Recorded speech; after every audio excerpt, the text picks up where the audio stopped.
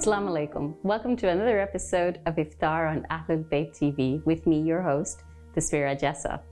Today, we're doing something really nice. It's a very simple dish and it's something that just sits well with a nice cup of tea. It's something called Dhokla. It originates from India, from Gujarat, and it's a really nice, light, snacky food. It reminds me of my mum because it's one of her real favorites. So we're making two different kinds today. One is going to be made with semolina, and the other one is going to be made with gram flour. Now that's going to be our gluten-free alternative. Not only is it gluten-free, it's also dairy-free. So lots of you out there who might have allergies or anything, we're including you in as well today. Alhamdulillah. To go with our dhoklas, we're going to do a really special chutney. It's a garlic chutney. I know some of you find garlic really too strong to digest, but it's really good for you because this is, remember, raw garlic, so it's going straight in, but it's going to have lots of seasonings and lots of lovely flavor. All right, so let's get started. Okay, so we've got 1 cup of coarse semolina. We've got 1 tablespoon of gram flour, which is going to help bind it together. We've got 3/4 of a cup of yogurt, and we're going to add in 1 cup of water to help mix it all together. Now, for our seasonings, we've got freshly grated ginger. We've got some green chilies and some coriander. And also on this plate, you can see that I've actually doubled it up because we're doing the same thing. Because in this bowl, we just have 1 cup of gram flour. Now, this is the one that's going to be the gluten-free and dairy-free. So there's no yogurt. We're just going to bind it with water. But I'll tell you what the secret is for that one. So in my plate, I have a teaspoon of sugar. I have literally a pinch. There's very little turmeric in here. So less than 1/4 teaspoon of turmeric. I have 14, I counted for you. I have 14 seeds of fenugreek, so the dry fenugreek seeds. This just helps with the rise and it just adds that little bit extra flavor. If you don't have it, don't worry, leave it out. Some people find them very strong. I also have a teaspoon of salt, and I have half a teaspoon of citric acid. You can use this. If you don't have it, you can use fresh lemon juice. They both work really well. So I'm going to add my dry spices straight into my bowl, just like this. So remember, we have enough for both. So we'll put 1 set straight into here. And then we'll put the other half, which is exactly the same, straight into here. Now the sugar helps the flavor from now. So it's something, obviously if you're watching your sugar, you can omit it. You don't have to put in, but it adds a lovely flavor into our dhokla. And we'll put our tablespoon of gram flour straight in to that one. And I'm just going to add half a teaspoon of fresh grated ginger into both of them. So we're just looking at maybe a small, less than an inch piece of grated fresh ginger. And I'm going to put in some fresh green chilies. So maybe 2 freshly chopped chilies. But if you find you don't want it too spicy, you can leave them out. This just adds extra flavor.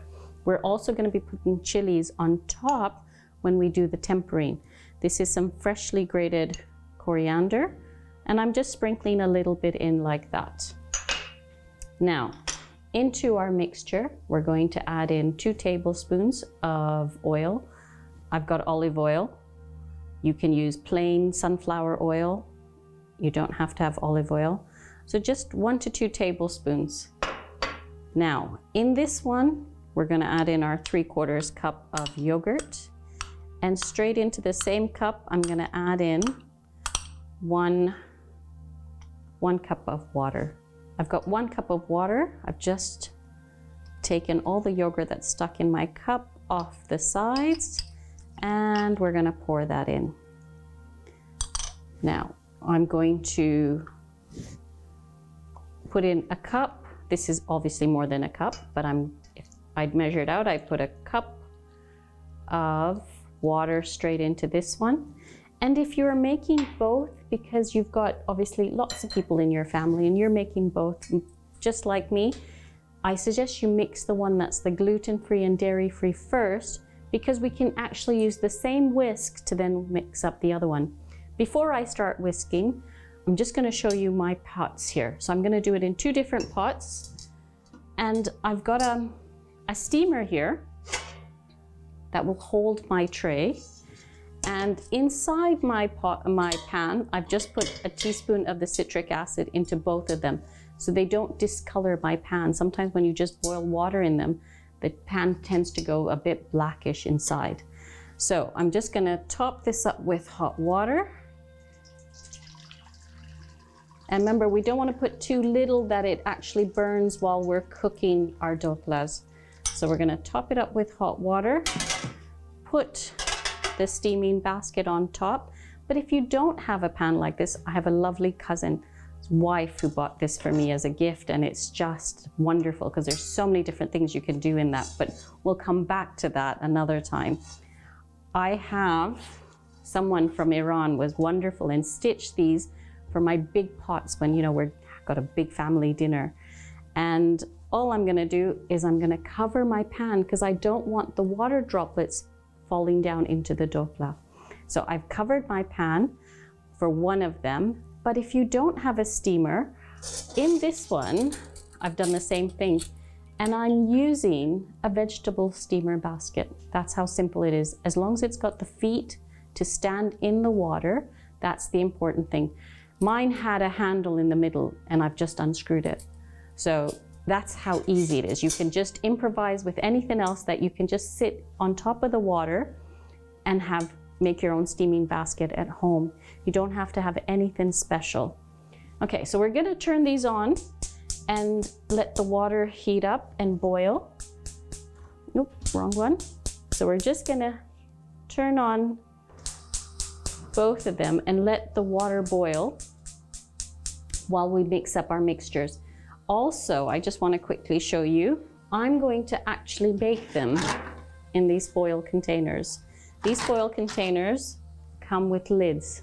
So sometimes if you're actually going for iftar to someone's house, or you're going in the summer, you're going for a picnic, you don't even have to take it out of the container. Just once it's cool, put the lid on and off you go. It's that simple.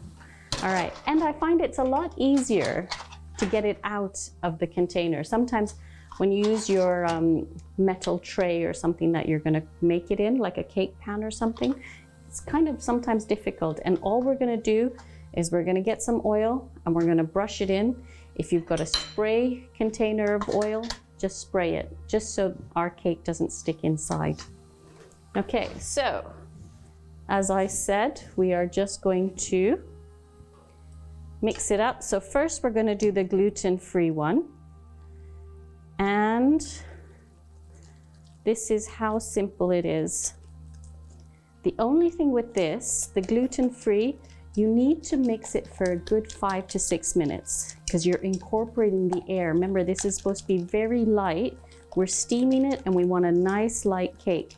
So you want to spend a good 5 to 6 minutes just whisking. So you're actually putting the air into it.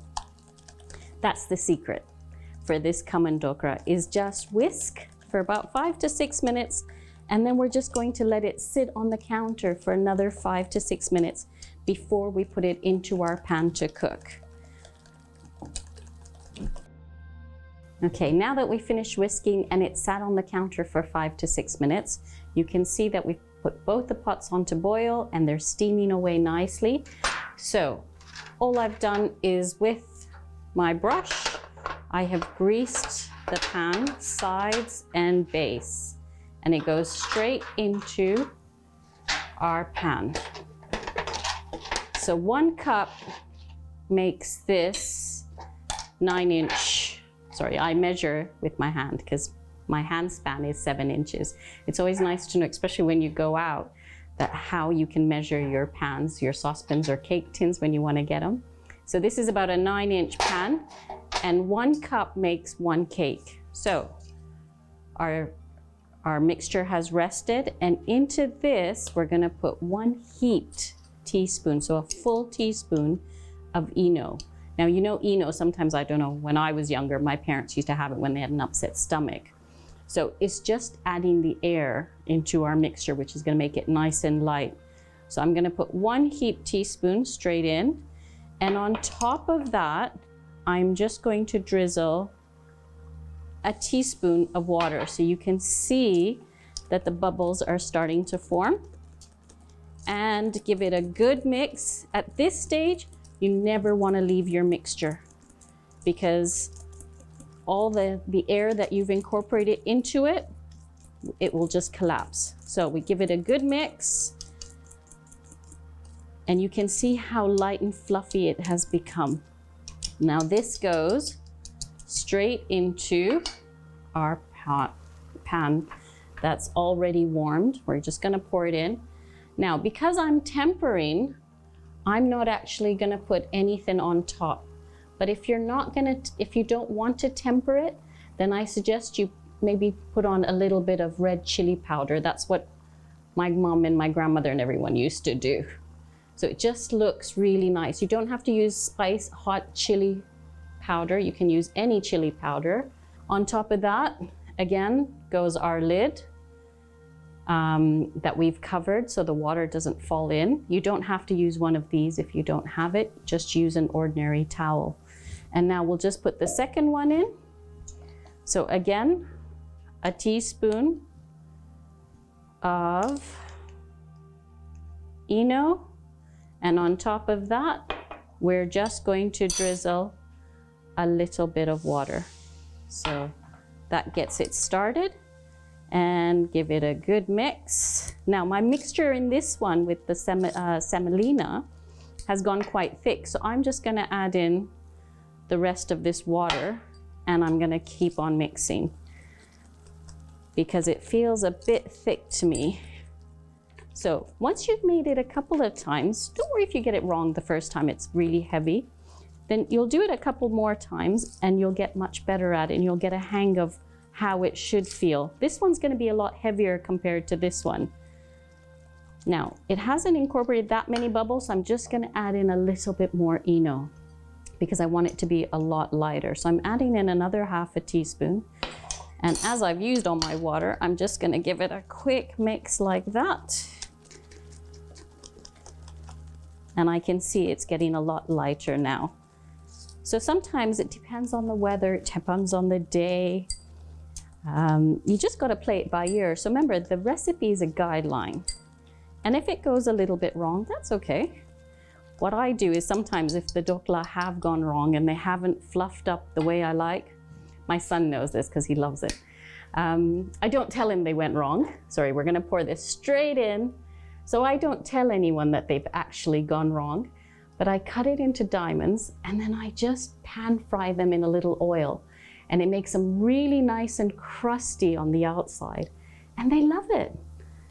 The kids think, oh wow, this is such a lovely treat. And now I've started doing it in the air fryer. So I literally just spray it with a bit of oil. I don't even use that much oil for it. And it's a lovely, nice treat with a glass of, with a cup of tea. Okay, so I've put them in. And they're going to be ready in 20 minutes. While we're waiting for these to cook, we're going to make a quick garlic chutney to go with it. For the garlic chutney, I've got 1 whole bulb of garlic, which using the trusty hand grater, we've grated down. You can do it in a chopper, whatever you like. But we're going to put that straight into actually, I'm going to put that straight into a mortar and a pestle because I want to grind it down. I want to mash it down into like almost a paste. If you don't have it and it's like this, that's fine. Don't worry, you can still use it. But because I just want to show you what it might look like, I want it nice and sticky. Into that, I'm going to put in 3/4 of a teaspoon of salt. So not that much, but you can put less if you're eating less salt in your house. Cumin. Now this is, remember, in the pan, I roast the cumin seeds, and when they go nice and toasty, I grind them, and that's why the color goes a lot darker, but there's a lot more flavor into that cumin. And I've got some hot chili powder I've got just under a teaspoon of this. If you don't want to make it too spicy, use, remember we said Kashmiri chili has color, but not the spice, not the kick. Now, with the Dhokla, because the Dhokla they have the green chilies in them, but because of the gram flour or the soji, the semolina, it absorbs a lot of the flavor. So this is going to be a nice touch to go with it. We pour it into here, and before I use my pesto to mash it into a paste, I've got half a lemon, which is about 2 teaspoons, and into that I'm going to put a teaspoon of sugar. Now I'm going to mix that together, give it a stir, and I'm going to let that all melt together. Now, there's 2 parts to this chutney. So once you've done this and you've mashed it all together and you have a nice smooth sticky paste, this can sit in the fridge because this is a lot of chutney really. You're not going to demolish all of this because you eat a little bit at a time. My Masi, my eldest one, she's 96, I think, 96, 97 now. Bless her. She used to take some oil and heat up some oil and put a garlic clove in it and leave it to cool. And when she finished off this chutney, she would actually pour and drizzle on the cold oil on top of it. I'm not really a fan of that. But if you like to, you can also pour some oil on it just before serving. So this part of the mixture of our chutney, we can put into the fridge, and we only need to take out as much as we need. So then you can mix it with your lemon and sugar. We've mixed this and we want the sugar to melt, and it'll go a little bit sticky, but you won't see the stickiness. You'll actually see the difference where the lemon has absorbed that sugar up. All right, so we're getting there. Mashed up the bits so you don't see big bits of garlic. We want to kind of like a smooth paste almost. And remember, this is something that's really good for when you've got colds and things because we're eating the fresh garlic. So it'll warm you really nicely.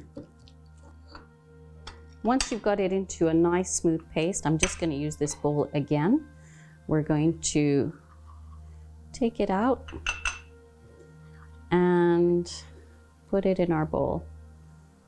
Now you can take out as much as you need. All right, into this we're gonna put our lemon and sugar. It's just about melted through. So you don't, when you mix it, you don't want to see the sugar granules anymore. So you might have to actually mix it around for a couple of minutes. And once we've done this, then we're going to bake the tempering for our Dhokla.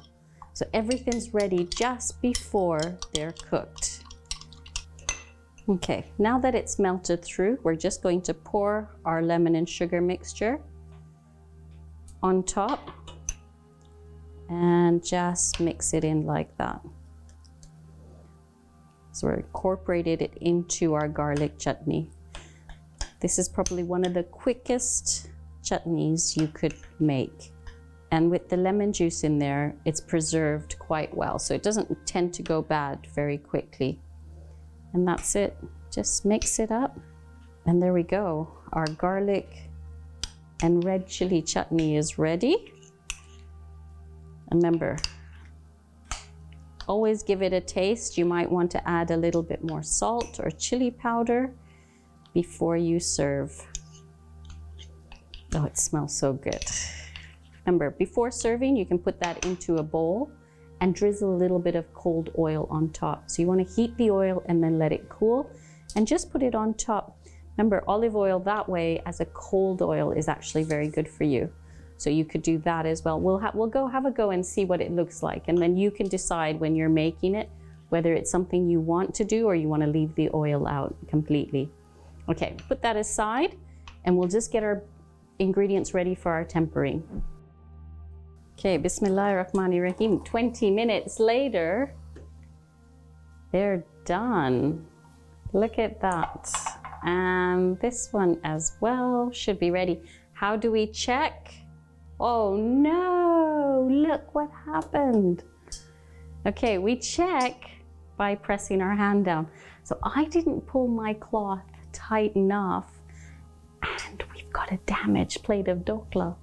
Oh no, that's okay. It's fine. Remember, I said, whatever happens in the kitchen, it's fine. So that doesn't mean I can't serve that now. I'm gonna serve it. And I remember when my daughter broke her arm and someone said to her, because she said, I've got this scar on my elbow for life. And she goes, now you carry the mark of remembering Allah all the time. So things that are not always as perfect as you think they should be, always brings you closer and reminds you of Allah, that you are marked by Allah. And only Allah is perfect, none of us are. So that's fine, we're gonna work with it, and it's not the end of the world. Okay, so I'm gonna put these aside and I'm gonna show you how to temper them. Oh, to take these out of the pan, I have my normal tong, but I also have something like this. You can get these in the Indian shop. And just so I'm not burning my fingers or anything, you can just lift it straight out of the pan and pull it out. So we're gonna put these out and we're gonna temper, and I'm gonna show you how to do that. Okay, we've pulled our dhoklas out and they're cooling nicely here. For the tempering, I've got one small pot. I've got a bit of olive oil. Don't worry, we're not gonna use all of this. So we're gonna put a little bit of oil down. We're gonna heat up the oil, and into the oil is going to go mustard seeds. So little tiny black seeds. They're whole, they're not crushed. We're gonna use the mustard seeds. And then once they start popping, we are going to add a handful of green chilies. So this is for flavor. It's gonna be absorbed into the dhokla. You can put just a few in, you can put lots in if you like the spice. The kick is nice. Once they're fried, they taste really good, so you can have them on their own as well. And here we've got curry leaves. Now, curry leaves are available in all the Indian shops. Curry leaves are actually an antioxidant. Now, lots of people I've seen when they eat the dhoklas, they don't actually eat the curry leaf, but I'll tell you in a minute how good they are for you. In this cup, I have a quarter cup, well, about 3 to 4 tablespoons of hot boiling water, to which I've added a good tablespoon of sugar. And I've just mixed it and let the sugar dilute. That's gonna add a bit of sweetness into our dhoklas. And this water, when we do the tempering, is gonna keep our dhoklas soft. We're just gonna turn it on, let our pot heat up. And while that's heating up, I just wanna show you quickly, I know this is a bit hot, but you can see how it's already come away from the edges. So it's not even sticking to the sides. So if this was cooled already, you could literally put your hand over it, because remember, we were checking to see if it sticks to your finger, then it's not quite cooked. So you want to cover it again when it's cooking. So that's why I really like using these foil trays. Now also, if it was cool enough right now, you can just put your hand over it, flip it out, and flip it straight into another tray that you want to serve it in. But because they're hot, we're going to leave it in there for now. You could cut in there.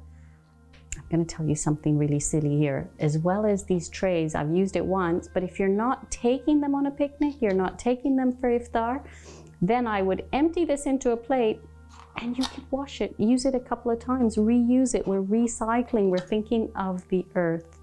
Okay, our pan is hot, so we're going to add in our oil and our spices, our seasoning for the tempering. Okay, in goes a tablespoon of oil. We don't want to do too much. Oh, we're doing 2 trays. So I'm going to add in another half tablespoon. We don't want too much oil in there. And we're just going to let the oil heat up, and we're going to add in 2 teaspoons of the mustard seeds straight in. Now, when it's really hot, the oil, you'll hear the mustard seeds sizzling away straight away. You can see a little bit of sizzle in there. It's just still heating up. Now, you've got to be really careful when you use mustard seeds, because when your oil is really hot, they start popping out of the pan, and sometimes people do end up with one in the eye. So be careful when you're working with mustard seeds. They're sizzling away, and their aroma is released straight away. I can smell it already. So into this, I'm going to add in a handful of green chilies. just like that. We like it nice and spicy, but my husband loves green chilies, so he actually just likes eating them. So I'm gonna do all of them, but we'll see how many we're actually gonna add on. Now we're gonna toss the green chilies in the oil, because remember we wanna fry them a bit and get their flavor released. So we're frying the chilies. There's not a lot of oil. Remember I told you about 1.5 tablespoons, and we're just frying the green chilies in there a little bit. So just for a minute or so. We're not gonna have them in there that long. And I've left the stalks on just so it's easy at one end to hold the chili while you're eating, because sometimes you'll take a bite of your dhokla and then you'll have your chili on the side. That's frying nicely. Now, I'm gonna add in the curry leaves. Now I told you that they're very high in antioxidants. They're really healthy. They're a good source of iron. These are really, really healthy. So maybe the next time you see someone eating a dhokla, encourage them to eat the leaf and not throw it out on the side. They just feel it's a leaf and they just put it on the side. There's a lot of aroma packed into the curry leaf. Now, once that's fried off a little bit, I want the oil covering all the curry leaves, and obviously it's already on the green chilies. Then into my pan, I'm going to add in the 1/4 cup of water and sugar. And that's sizzling away. I'm going to give it just 30 seconds to cook that water, just that little bit. And I'm gonna take it off the heat. That's it, our tempering is done.